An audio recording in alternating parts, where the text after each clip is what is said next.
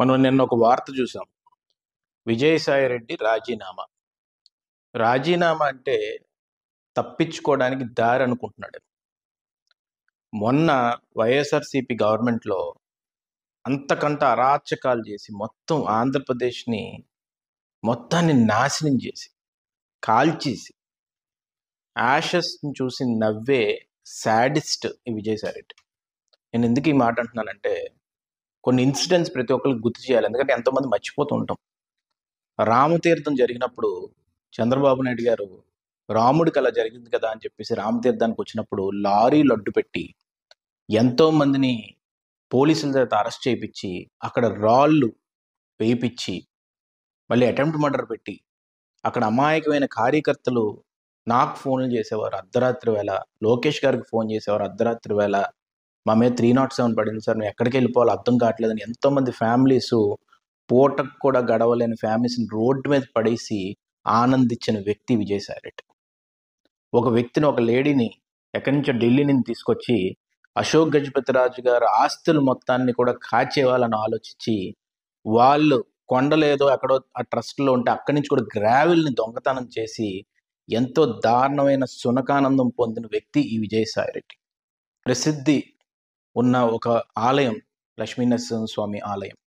ఆ లక్ష్మీ నరసింహస్వామి ఆలయం కూడా ఆ అమ్మాయి చేత వెంటనే దాన్ని లాక్కొని అశోక్ గజపతిరాజు గారిని హింసించి ఆయన్ని కొన్ని ఇనాగ్రేషన్స్ కూడా పిలవకుండా ఆయన బీపీని రేస్ చేసి ఏదో చేద్దామన్న ఆలోచనతో ముందుకెళ్ళేవే ఇంకా ఇప్పటికీ కూడా ఈ ఉత్తరాంధ్ర ప్రజానికం మర్చిపోలేరు.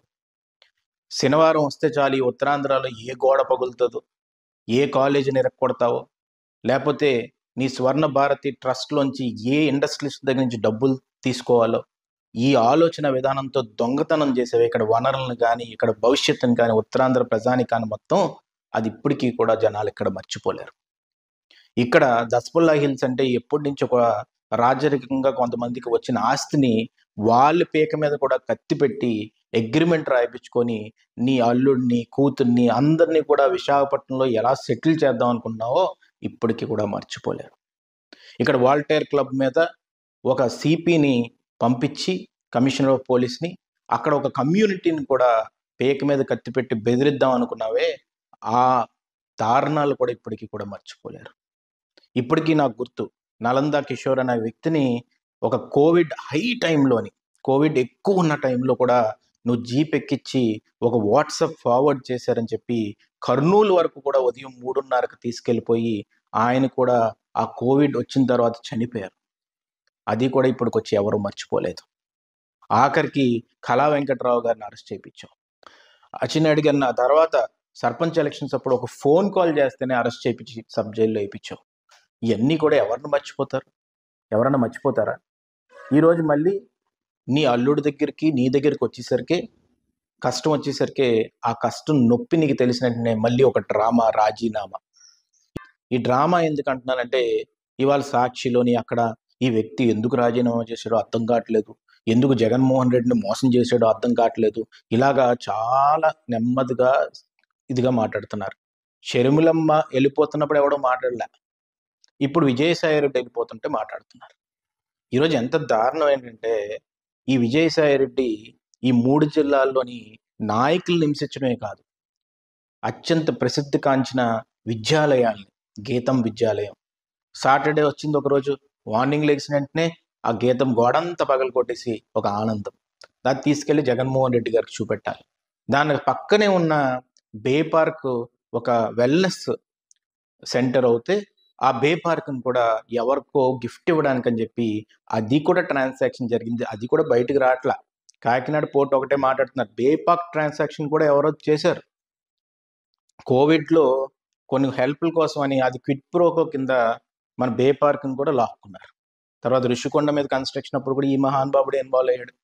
ఇన్ని వనరులు కాచేసిన తర్వాత సీ పోర్ట్ అనే ఒక కంపెనీ కూడా పెట్టుకొని ఆ కంపెనీలో మళ్ళీ వాళ్ళ కూతుర్ని ఫస్ట్ పెట్టి మళ్ళీ తర్వాత తీసుకొచ్చి ఇవన్నీ చేసినప్పుడు ఆ శరత్ చంద్రారెడ్డి ఈ లిక్కర్ కేసు అవుతున్నప్పుడు కూడా ఇదే మాట అన్నాడు. ఏమన్నాడంటే చంద్రబాబు నాయుడు గారు బంధుత్వం ఉంది ఇవన్నీ చెప్పి అప్పుడు కన్ఫ్యూజ్ చేయడానికి ట్రై చేసి, అలాంటి కొన్ని సమయాల్లో కూడా చంద్రబాబు నాయుడు గారు పక్కన కూర్చొని మాట్లాడదామని ట్రై చేసి ఇవన్నీ కూడా బయటికి కన్ఫ్యూజన్ తీసుకురావాలి, ఫస్ట్ జనాల్ని కన్విన్స్ చేయడం, లేకపోతే బెదిరించడం, తర్వాత కన్ఫ్యూజ్ చేయడం. ఈ విధంగా చేసి రాజకీయాన్ని ముందుకు తీసుకెళ్ళిన అత్యంత దారుణమైన వ్యక్తి, బ్రోకర్ అయిన వ్యక్తి ఈ విజయసాయి రెడ్డి అని చెప్పి క్లియర్ కట్‌గా నేను చెప్పదలుచుకున్నాను. ఎందుకంటే నేను ఎందుకు ఇంత బల్లగుద్ది మాట్లాడుతున్నానంటే, ఈరోజు ఇలాంటి వ్యక్తులు రాజకీయాల్లో ఉండకూడదు.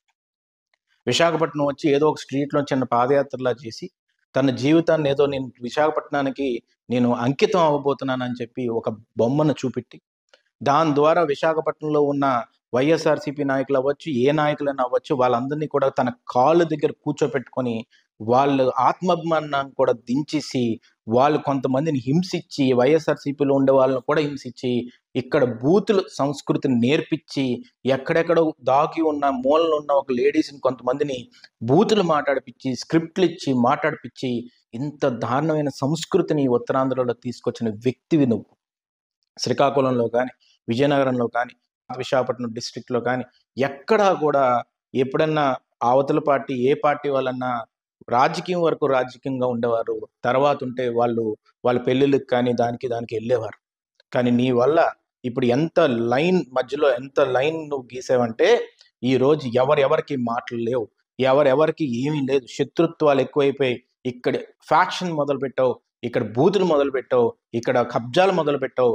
ఫ్యాక్టరీ‌ల్లోంచి డబ్బులు దోచేయడం మొదలుపెట్టావు. ఆఖరికి మన సీఎంఆర్ సంస్థ అవ్వచ్చు. ఇప్పుడు బే పార్క్ గురించి చెప్పాను ఆ సంస్థ అవ్వచ్చు. ఇలాగా ఈ స్వర్ణ భారతి ట్రస్ట్‌కి ఫార్మాస్యూటికల్ కంపెనీస్ నుంచి కూడా ప్రతి ఒక్కళ్ళ దగ్గర నుంచి కూడా నువ్వు డబ్బులు దొబ్బావు. ఈరోజు కాకినాడ పోర్ట్‌కొచ్చేసరికి కాకినాడ పోర్ట్ మీద ఎంక్వైరీ ప్రోబ్ చేస్తారని చెప్పేసరికి ఎంక్వైరీ వచ్చేస్తుంది. మేము కాంప్రమైజ్ అయిపోతాం. నేను రాజీనామా చేసేస్తున్నాను. ఒక్క 5 సంవత్సరాలు నువ్వు బాణాలు ఎదుర్కోలేకపోతున్నావే. 5 సంవత్సరాల కష్టాన్ని ఎదుర్కోలేకపోతున్నావే. మీ పార్టీ కార్యకర్తలే మొత్తం కష్టపడి ఈ 5 ఏళ్ళు చాలామంది మొన్న అరెస్టులైనా కూడా వాళ్ళైనా కనీసం ధైర్యంగా నించున్నారే. నువ్వెందుకు ధైర్యంగా ఉండలేకపోతున్నావు? మేము 5 సంవత్సరాలు ఎన్ని కేసులు అనుభవించాం. ఎన్ని మానసిక బాధలు అనుభవించాం. ఉదయం 2 గంటలకి, 3 గంటలకి పోలీసులొచ్చి మా తలుపులు తట్టి వచ్చి మా ఇల్లులు పగలగొడతానన్నా కూడా మేము భయపడలేదే. రొమ్ము విరిచి నిలబడ్డామే. అది ఇచ్చిన ధైర్యం ఎవరు? తెలుగుదేశం పార్టీ జెండా మాకిచ్చిన ధైర్యం. పుట్టిన దగ్గర నుంచి ఇప్పుడు దాకా పార్టీలు మారకుండా చచ్చినా కూడా ఇదే పార్టీలో ఉంటాం. ఇదే జెండా కప్పుకొని సస్తాం అని చెప్పిన ఫ్యామిలీస్ ఇక్కడ ఉత్తరాంధ్రలో ఎన్నో ఉన్నాయి. అలా రాష్ట్ర వ్యాప్తంగా తెలుగుదేశం కార్యకర్తలు కూడా ఎంతోమంది బాధలు పడి, ఎన్ని బాధలొచ్చినా కూడా ఆళ్ళ ఇల్లు కాలిపోయినా కూడా ఆఖరికి కూలి పని చేసుకునే వాళ్ళు కూడా వాళ్ళ పాకలు కాల్చేసినా కూడా బయటకొచ్చి ధైర్యంగా నిలబడి పోరాడారే.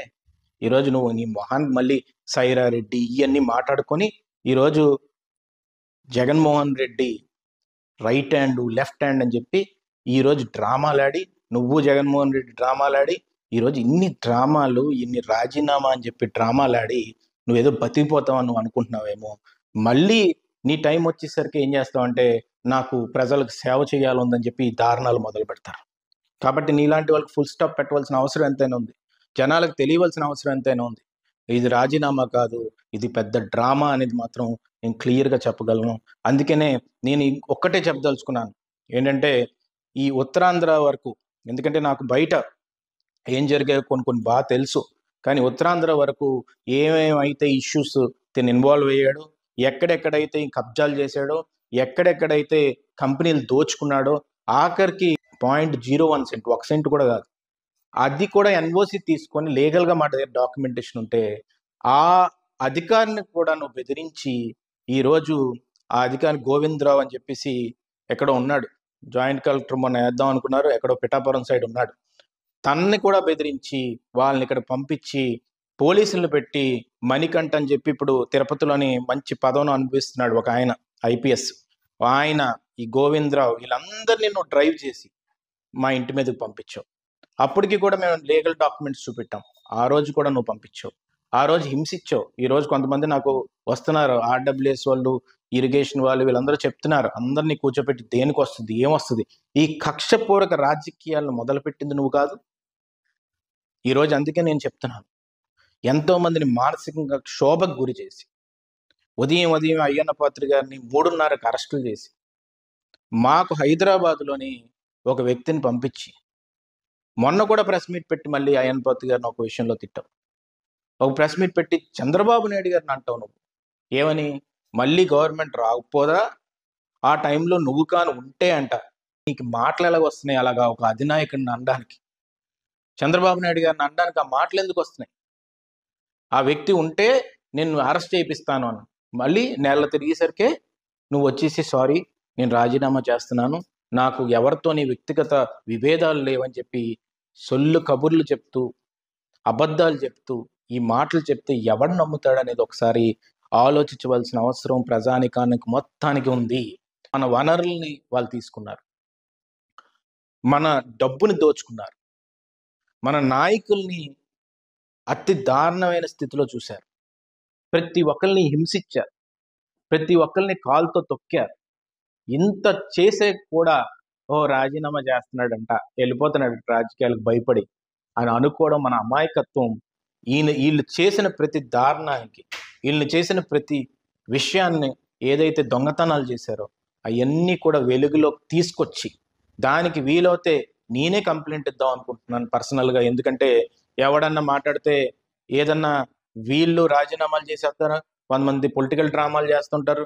ఇవన్నీ కాదు, దీన్ని ప్రజా కోర్టులోని వీళ్ళని నిలబెట్టవలసిన అవసరం ఎంత. లేకపోతే ఏమవుతుందంటే ఈ ఉత్తరాంధ్రకి ఇష్టం వచ్చినట్టు వచ్చి, నేను నెల్లూరు నుంచి వచ్చాను, నన్ను ఇక్కడ రాజకీయం చేద్దాం అనుకుంటున్నాను, మీకు మంచి చేద్దాం అనుకుంటున్నాను అంటే ఇక్కడ పుట్టినోడికి ఆ సత్తా ఉండదండి. వచ్చి మళ్ళీ దొంగతనాలు చేసి వెళ్ళిపోవడం. కాబట్టి మళ్ళీ దాని తర్వాత వెళ్ళి నెల్లూరులో పోటీ చేసి డిపాజిట్లు లేకుండా పోయారు.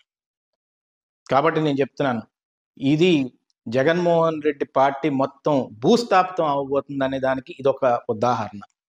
రేపు ఉదయం ఇలాంటి నాయకులందరూ కూడా జగన్మోహన్ రెడ్డికి బాయ్ బాయ్ చెప్పేసి వెళ్ళిపోతారు. వెళ్ళిపోయిన తర్వాత మొత్తం బీసీలు కూడా మొత్తం వెళ్ళిపోయే పరిస్థితి ఉంటుంది, అందరూ వెళ్ళిపోయే పరిస్థితి ఉంటుంది, అన్ని వర్గాల వాళ్ళు కూడా జగన్మోహన్ రెడ్డి పార్టీ నుంచి వెళ్ళిపోయే పరిస్థితి ఉంటుంది. వాళ్ళందరికీ కూడా ఎవరైతే మంచి చేశారో వాళ్ళకి సమాజానికి ఉపయోగపడతారు, నేను కాదను. కానీ ఎవరైతే చెడు చేసి ఈ రాజకీయాలని, వ్యవస్థని, మొత్తం వనరుల్ని, ప్రజా జీవితాన్ని, భవిష్యత్తుని చెడగొట్టారో వాళ్ళందరికీ నేను చెప్తుంది ఏంటంటే మీరు తప్పించుకోలేరు. ఇక్కడ తప్పించుకోలేరు అని డాట్ ఎందుకు నేను పెడుతున్నానంటే భవిష్యత్తులో అర్థం అవుతుంది మీకు ఏ శిక్ష పడబోతుంది అనేది ఈ సందర్భంగా మీకు చెప్పదలుచుకున్నాను. మీరు కాంప్రమైజ్లు అవ్వచ్చు, పెద్ద స్థాయిలో కాంప్రమైజ్లు ఎన్నో ఉంటాయి. ఏంటి, ఒక ఇండస్ట్రియలిస్ట్ ఇంకో ఇండస్ట్రీ పరిచయాలు ఉంటాయి కాబట్టి అలా కూర్చుపోయి కాంప్రమైజ్లు అయిపోతారు. కానీ ఎవరన్నా కానీ నీకు కరెక్ట్ మొగుడు దొరికితే నువ్వు కాంప్రమైజ్ కూడా అవ్వలేవు.